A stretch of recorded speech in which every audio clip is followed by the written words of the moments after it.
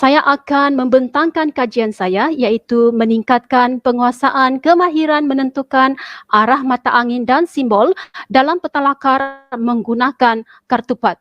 Kumpulan sasaran yang saya pilih ialah murid tingkatan 1 UPM di SMK Bengkongan ya, di mana seramai 24 orang murid saya pilih berdasarkan analisis ujian pra yang lalu, di mana mereka ini adalah yang mempunyai pencapaian markah 42 dan ke bawah. Dan mereka ini adalah yang memerlukan bimbingan ulangan berkaitan tajuk ini. Dan 24 orang murid ini kemudiannya saya bahagikan kepada dua kumpulan, iaitu 12 orang saya letakkan dalam kumpulan kawalan, iaitu mereka yang masih kumpulan ini ialah pendekatan saya guna tu masih sama untuk kumpulan ini, iaitu ke penerangan dan juga buku teks ataupun kaedah tradisional, dan juga 12 orang lagi itu saya letakkan dalam kumpulan rawatan, iaitu kumpulan yang saya berikan intervensinya. Mari kita lihat dari segi pelaksanaan kajian saya iaitu strategi. Ya, ada dua kumpulan di sini seperti yang saya maksudkan tadi, iaitu kumpulan rawatan, iaitu murid ataupun dalam kumpulan ini saya mengaplikasikan bermain ataupun kaedah permainan sambil belajar, di mana satu pertandingan yang saya buat menggunakan kartupat ataupun nama lain kartupat ini ialah kad permainan team up rally table. Rally table itu sendiri ialah satu kaedah pembelajaran abad ke-21 yang mana ia adalah permainan di mana murid secara berpasangan menjawab soalan bergilir-gilir, tapi bezanya untuk kaedah ini ataupun kartupat, murid dalam kumpulan menjawab soalan secara bergilir-gilir dalam bentuk pertandingan. Manakala kaedah kumpulan kawalan pula ataupun kumpulan kawalan ini saya masih menggunakan kaedah yang sama, iaitu menggunakan buku teks, papan putih dan penerangan serta latihan daripada buku teks lah dan latihan daripada buku teks.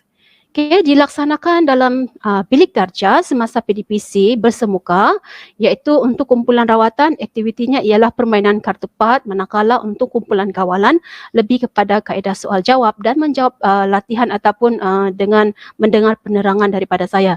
Dan kedua-dua kumpulan ini sebenarnya diuji dari segi aras pemikiran mereka, iaitu aras menganalisis, iaitu murid menentukan ataupun mengklasifikasikan manakah satu ciri simbol fizikal, mana satu simbol ciri budaya, dan juga menentukan arah simbol-simbol tersebut dalam petalakar.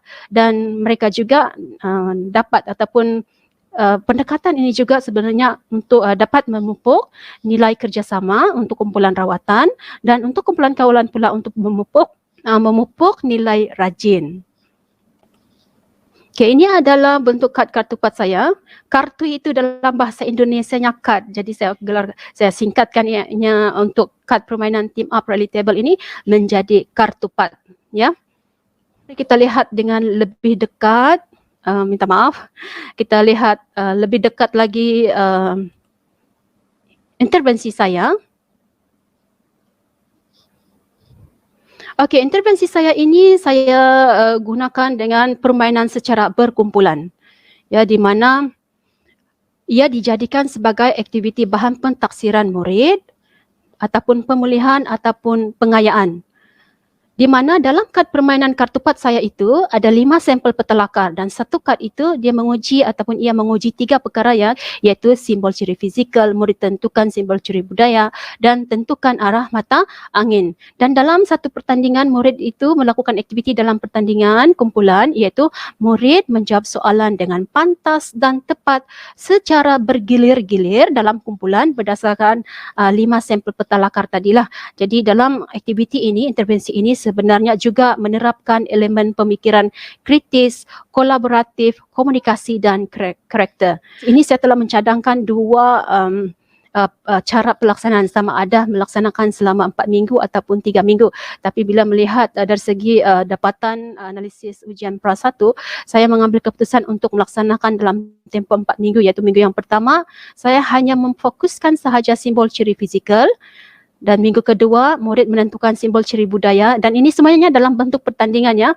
Dan pada minggu ketiga menggabungkan semua pengetahuan simbol ciri fizikal tadi dan simbol ciri budaya, dan murid tentukan arah mata angin simbol-simbol tersebut di dalam petalakar.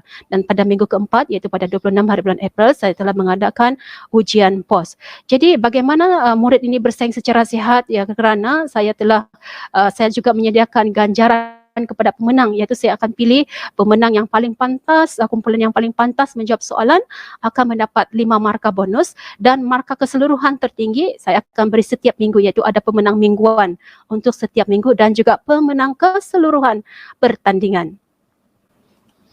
Okay, ini adalah RPH pelaksanaan saya sediakan dalam 2 bentuk, iaitu satu RPH untuk kumpulan kawalan dan satu lagi RPH untuk kumpulan rawatan.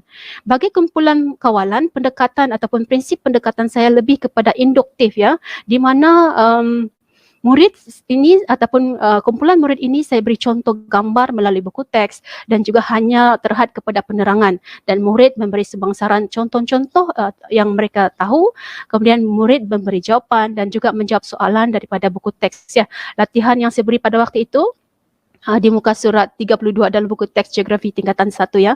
Manakala kumpulan rawatan, pendekatan ataupun prinsip pendekatan yang saya gunakan ialah tematik, di mana ia lebih kepada learning by doing, ya. Dengan menyelitkan unsur-unsur keseronokan ketika belajar. Murid itu menerangkan sendiri jawapan, mereka berdikari, dan ini sekaligus dapat meningkatkan kefahaman murid itu melalui pengalamannya yang berarti, iaitu melalui pertandingan ataupun permainan tadi. Saya juga telah mengaplikasikan kartupat ini, permainan kartupat untuk kelas lain yang sudah menguasai topik ini, iaitu untuk pelajar kelas 1 UTM, dan hasilnya di sini murid ini saya jadikan mereka hanya gunakan kartupat ini sebagai aktiviti pengayaan sebab mereka sudah kuasai topik ini, dan hasil pemerhatian yang saya dapat, yang murid sangat seronok dan gembira, dan saya di situ hanya sebagai fasilitator sahaja dan pembelajaran adalah berpusatkan murid. Dan saya juga telah mengaplikasikan kartupat untuk subjek lain sebab saya pun mengajar sejarah juga, jadi saya cuba aplikasi permainan ini dalam subjek sejarah, ya, untuk topik gagasan Malayan Union, ya. Kalau kita tengok di sini, walaupun dalam situasi pandemik COVID-19 SOP yang ketat, murid masih boleh melakukan aktiviti kerja berkumpulan. Jadi saya hanya berdiri di situ sahaja, murid kelihatan seronok dan gembira, dan pembelajaran adalah berpusatkan murid. Selain daripada itu, saya juga telah berkongsikan bahan kartupat saya dengan guru-guru lain untuk mendapat pandangan ataupun komen serta cadangan penambahbaikan, bukan sahaja daripada guru daripada sekolah saya, ketua panitia saya, juga guru daripada sekolah lain dalam daerah ini.